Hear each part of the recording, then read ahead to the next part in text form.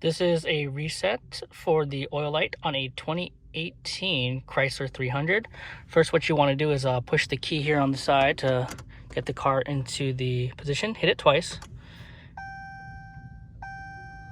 Next, you're going to go into the vehicle information by using the scroll key here.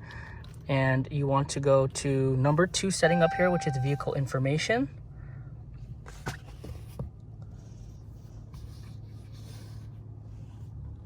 And then you're going to scroll over till you get to oil life.